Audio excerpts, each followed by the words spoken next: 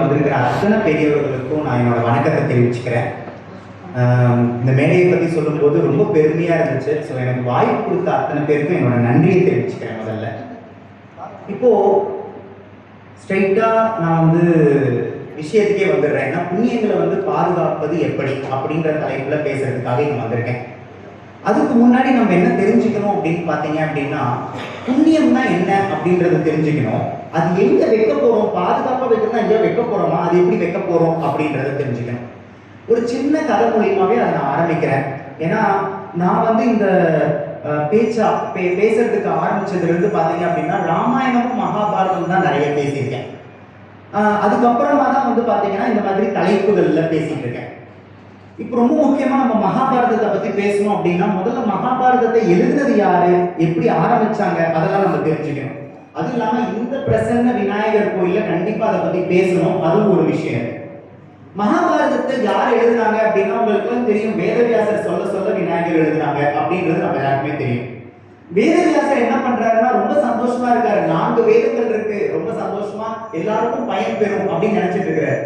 அந்த மாதிரி நினைச்சிட்டு இருக்கும்போது என்ன நடக்குது அப்படின்னா, பிரம்மதேவர் முன்னாடி வர்றாரு. பிரம்மதேவர் முன்னாடி வேதவியாசரே அப்படியெல்லாம் ரொம்ப சந்தோஷப்படுறாதீங்க, ஜனங்களுக்கு இன்னும் புரியுற மாதிரி இருந்தாதான் ரொம்ப அது விசேஷமா இருக்குமே தவிர ஜனங்களுக்கு அது புரியும் முதல்ல அப்படின்னு சொல்றாரு.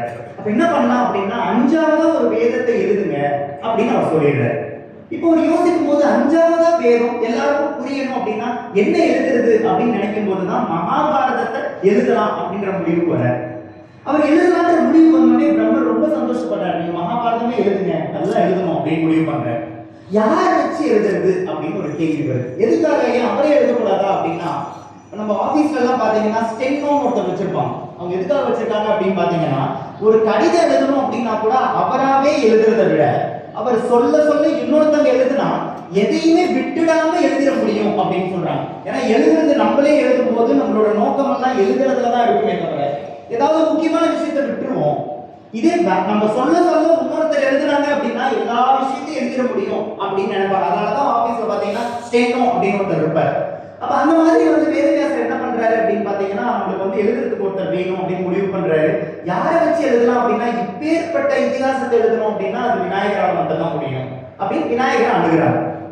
விநாயகர் என்ன பண்றாரு அப்படின்னு பாத்தீங்கன்னா, எழுதுறேன் அப்படின்னு சொல்றாருன்னா, அவர் முதல்ல அவர் என்ன சொல்றாருன்னா, நான் ரொம்ப பிஸியா இருக்கேன்ப்பா, எல்லா விஷயத்துக்கும் என்னதான் முதல்ல வேண்டாங்க.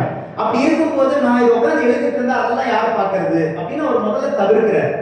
அப்ப வேதவியாசர் என்ன சொல்றாருன்னா, இல்ல நீங்க தான் எழுதணும் அப்படின்னு சொல்லும்போது அவர் என்ன சொல்றாருன்னா, சரி நான் ஒரு கண்டிஷன் போடுறேன், அந்த கண்டிஷனுக்கு நீங்க ஒத்துக்காதா நான் எழுதுறேன் அப்படிங்கிற.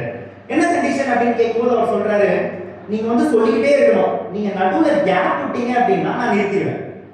நடுவுல கேப் விடக்கூடாது, நீங்க சொல்லிட்டே இருக்கணும், கண்டினியூஸா சொல்லிட்டே இருக்கணும். ஏன் அப்படின்னா எனக்கு நிறைய வேலை இருக்கு, நீங்க யோசிச்சு சொல்லிட்டு இருந்தா என் வேலை எல்லாம் என்ன ஆகுறது அப்படின்றாரு. இப்ப வேதவியாசர் யோசிக்கிறார், அது எப்படிப்பா அவ்வளோ பெரிய மகாபாரதத்தை எப்படி கேப் இல்லாம நம்மளால சொல்ல முடியும் அப்படின்னு யோசிச்சுட்டு அவர் என்ன சொல்றாருன்னா, அப்ப நான் ஒரு கண்டிஷன் போடுறேன் அப்படின்னு வேதவியாசர் ஒரு கண்டிஷன் போடுறாரு. நீங்க என்ன போட போறீங்க அப்படின்னு கேட்டா அவர் சொல்றாரு, அவர் என்ன சொல்றாருன்னா, நான் சொல்லிக்கிட்டே இருக்கேன், ஆனா நீங்க அர்த்தம் புரிஞ்சுக்கிட்ட சொல்றதை எழுதணும், நான் சொல்ல எழுதக்கூடாது. நான் ஒரு ஸ்லோகத்தை சொன்னேன்னா அந்த ஸ்லோகத்தோட அர்த்தத்தை நீங்க புரிஞ்சுக்கணும், நீங்க புரிஞ்சுக்கிட்டு அதுக்கப்புறம் தான் எழுதணும் அப்படிங்கிற. எதுக்காக இப்படி சொன்னாரு அப்படின்னா, அவர் அந்த ஸ்லோகத்தோட அர்த்தத்தை புரிஞ்சுக்கிற அந்த சமயத்துல இவர் அடுத்த ஸ்லோகத்தை யோசிச்சிடலாம் அப்படின்னு நினைக்கிறார். அதுக்கு விநாயகர் ஒத்துக்கிறாரு. இப்ப எழுதணும்னு முடிவு எடுத்து எழுத போறாங்க. எதை வச்சு எழுதுறது அப்படின்னு ஒரு பேச்சு வருது. ஏன்னா ஓலைச்சுவடியில ஒரு பிரச்சனை இருக்கு, எதை எழுதினாலும் அப்படின்னு பாத்தீங்கன்னா செதுக்குறோம் அப்படின்ற ஒரு விஷயம் இருக்கும். ஆனா இந்த மகாபாரதம்ன்றது காலகாலமா நிக்கணும் அப்படின்றதுனால ஏதாவது ஒரு ஸ்பெஷலான ஒரு விஷயத்தை வச்சு எழுதணும் அப்படின்ற முடிவு போறாங்க. எதை வச்சு எழுதலாம் அப்படின்னு கேட்கும்போது அவர் என்ன பண்றாருன்னா, நான் என் தந்தத்தை வச்சு எழுதுறேன் அப்படின்னு அவர் தந்தத்தை உடைக்கிறதுக்கு போறாரு விநாயகர். வேதவியாசர் நிறுத்துறாரு, தயவு செஞ்சு உடைக்காதீங்க அப்படிங்கிறார். ஏன் அப்படின்னு கேட்டா அவர் என்ன சொல்றாருன்னா, குழந்தைங்கலாம் இப்பவே உங்களை கிண்டல் பண்றாங்க, யானை முகம் இருக்கு அப்படின்னு கிண்டல் பண்றாங்க, குண்டா இருக்கீங்க அப்படின்னு சொல்றாங்க. அப்படி இருக்கும்போது எதுவுமே ஒரே மாதிரி இருந்தாதான் அழகு. என்ன அப்படின்னா 2 கை ஒரே அளவுல இருந்தாதான் அழகு, 2 கால் ஒரே அளவுல இருந்தாதான் அது அழகு. அப்படி இருக்கும்போது 2 தந்தமும் அப்படிதான் இருக்கணும். நீங்க ஒரு தந்தத்தை உடைச்சிட்டா என்ன பண்றது அப்படின்னு கேட்கும்போது விநாயகர் சொன்னதுதான் நம்ம எல்லாருக்கும் பாடம். அவர் என்ன சொல்றாருன்னா, மற்றவங்களுக்கு உபயோகமா இருக்கிறது தான் முக்கியமே தவிர நான் அழகா இருக்கிறது முக்கியம் இல்லை அப்படிங்கிறார் விநாயகர். அவர் சொன்னதுக்கு அப்புறம் அவர் என்ன பண்றாரு, ஒரு தந்தத்தை உடைக்கிற அந்த தந்தத்துல தான் மகாபாரதத்தை எழுதுறாரு. கொஞ்ச நேரத்துக்கு முன்னாடி நம்ம கோயில்ல பிரசன்ன விநாயகரை போய் தரிசிச்சேன். அவர் கையில தந்தத்தை வச்சுக்கிட்டே இருக்கிறார் உடுமல் கட்டில. எல்லா கோயிலையும் அந்த சிறப்பு இல்லைங்க. ரொம்ப குறிப்பிட்ட கோயில்கள்ல மட்டும்தான் அந்த தந்தம் உடைஞ்சிருக்கும், ஆனா கையில வந்து தந்தம் இருக்காரு. ஆனா நம்மளோட உடுமல் கட்டி கோயில்ல பாத்தீங்க அப்படின்னா அவர் கையில தந்தத்தை வச்சுட்டு இருக்கிறார். இப்பதான் தரிசனம் பண்ணிட்டு வந்தார். சோ அந்த தந்தத்தால ஒரு மகாபாரதத்தை எழுதுறாரு. ரொம்ப சந்தோஷப்படுறாரு. எவ்வளவு லட்சம் ஸ்லோகங்கள் யோசிச்சா அவங்களால நம்ப முடியாது. 60 லட்சம் ஸ்லோகங்கள் எழுதுறாங்க. வேதவியாசர் சொல்ல விநாயகர் எழுதுனது 60 லட்சம் ஸ்லோகங்கள் மகாபாரதம். ரொம்ப சந்தோஷப்படுறாரு விநாயகர். வேதவியாசர் எல்லாம் சந்தோஷப்படுறாங்க. வேதவியாசர் என்ன பண்றாருன்னா நேரா அந்த ஓலைச்சுவடிகள்லாம் எடுத்துக்கிட்டு நேரா வந்து சிவபெருமான் கிட்ட போய் ஆசீர்வாதம் பண்ண போறாரு. சிவபெருமான் ஆசீர்வாதம் பண்றாரு. அவர் ஆசீர்வாதம் பண்ணி ரொம்ப சந்தோஷம்ப்பா, இந்த ஒரு 60 லட்சம் ஸ்லோகத்தை எடுத்துட்டு போய் நீ வந்து ஜனங்களுக்கு கூட கலியுகத்துக்கு ரொம்ப உபயோகமா இருக்கும் அப்படின்னு சொல்றாரு. அந்த சமயத்தில் என்ன ஆகுதுன்னா ரொம்ப சந்தோஷம் ஆசீர்வாதம் வாங்கிட்டு வரும்போது தேவர்கள் வந்து நிறுத்திடுறாங்க. நிறுத்திட்டு இருங்க வேதவியாசரை இருங்க, அந்த 60 லட்சம் ஸ்லோகத்தை என்கிட்ட கொடுங்க அப்படிங்கிற. சரின்னு சொல்லி என்ன கொடுத்த உடனே இந்த எந்திரன் படத்துல இப்படி படிப்பாரு, பார்த்துருப்பீங்க இல்லையா, ஒரு புத்தகத்தை இப்படின்னா படிச்சிருவாங்களா, அந்த மாதிரி தேவர்கள் வந்து அந்த 60 லட்சம் ஸ்லோகத்தையும் படிக்கிறாங்க ஒரு செகண்ட்ல. அவர் படிச்சுட்டு என்ன சொல்றாங்கன்னா, இது என்னது, எல்லா தேவ ரகசியங்களையும் இதுல எழுதி வச்சிருக்கீங்க, இது எல்லாத்தையும் எழுதி வச்சுக்கிட்டா இதை படிக்கிறவங்க தேவர்கள் எழுதுவாங்களே, அப்ப எங்களுக்கும் அவங்களுக்கு என்ன வித்தியாசம்? அப்படி இருக்கும்போது இதெல்லாம் நீங்க ஜனங்களை எடுத்து போய் கொடுக்க கூடாது, ஒரு 30 லட்சம் ஸ்லோகத்தை எங்கிட்ட கொடுங்க அப்படின்னு சொல்லிட்டு 30 லட்சத்தை அவங்க அபகரிச்சிருக்காங்க. ஒரு 30 லட்சத்தை எடுத்துக்கிட்டு வேதவியாசர் தொடர்றாரு. அங்க பார்த்தா பித்ருக்கள்லாம் நம்மளுக்கு தெரியும், நம்மளோட முன்னோர்கள். அவங்க எல்லாம் வந்து அவங்க மோட்சத்துக்காக அவங்க காத்துக்கிட்டு இருக்கிறாங்க. அவங்க வந்து அந்த 30 லட்சம் ஸ்லோகத்தை வாங்கி படிச்சுட்டு அவங்க என்ன சொல்றாங்கன்னா, நாங்கெல்லாம் இதை படிச்சுதான் மோட்சம் அடையணும், அதனால தயவு செஞ்சு எங்களுக்கு கொடுத்துருங்கன்னா அவங்க ஒரு 15 லட்சம் ஸ்லோகத்தை எடுத்துட்டு மிச்சம் 15 லட்சம் ஸ்லோகத்தை கொடுக்குறாங்க. அந்த 15 லட்சம் ஸ்லோகத்தை எடுத்துட்டு வராரு. வரும்போது பாத்தீங்கன்னா ராட்சசர்களோட வேலை என்ன அப்படின்னு பல பேருக்கு தெரிஞ்சிருக்கும், சில பேருக்கு தெரியாது. என்ன அப்படின்னு பாத்தீங்கன்னா, ராட்சசர்களோட வேலை வந்து நம்மளை தப்பு செய்ய வைக்கிறது தான்.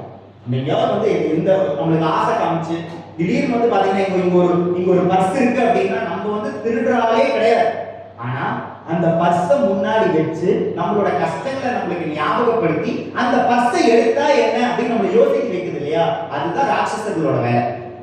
அப்ப என்ன பண்ணா தப்பு செய்யறதுக்கு தூண்டும், ராட்சசர்களோட வேலை செய்வாங்க. அப்ப அவங்க என்ன சொல்றாங்கன்னா, ஜனங்கள்லாம் தப்பு செய்ய வைக்கிறது தான் எங்களோட வேலை, அதான் நாங்க செஞ்சுட்டு இருக்கிறோம். இந்த மகாபாரதத்தை எல்லாரும் படிச்சுட்டா யாருமே தப்பே செய்ய மாட்டாங்க, எங்க வேலை என்ன ஆகுது அப்படின்னு அவங்க கேட்கிறாங்க. என்னங்க பண்றதுனா, எங்களுக்கு ஒரு 14 லட்சம் ஸ்லோகம் கொடுங்க, அவர் ராட்சசர்கள் 14 லட்சத்தை எடுத்துக்கிறார். அங்கங்க பிச்சு உதறி 1,25,000 ஸ்லோகம் இருக்கு. அந்த 1,25,000 ஸ்லோகம் தான் இன்னைக்கு நம்ம மகாபாரதம் படிச்சிருக்கோம். அது எடுத்து போறாங்க சிவபெருமான் கிட்ட, சிவபெருமானே உங்க பையனை வச்சு நான் விநாயகரை வச்சு இப்படி எல்லாம் எழுதிட்டு இப்ப பாத்தீங்கன்னா இத்தனை லட்சம் ஸ்லோகத்தை எடுத்துக்கிட்டாங்க, வெறும் 1,25,000 ஸ்லோகம் தான் இருக்கு அப்படின்றாரு.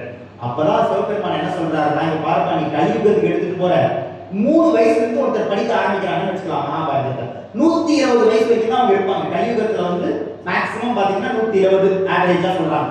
அந்த 120 வயசு வரைக்கும் படிச்சுக்கிட்டே இருந்தா கூட இதுல இருக்கிறதே ஜனங்களை முழுசா புரிஞ்சுக்க முடியாது, படிக்க முடியாது. அப்ப நீ மற்றதெல்லாம் வச்சு என்ன பண்ண போற, முதல்ல இந்த இடத்துல போய் கொடுப்பா அப்படின்னு சொல்லிடுறேன். சோ அந்த 1,25,000 ஸ்லோகம் தான் நம்ம கிட்டே இருக்கு.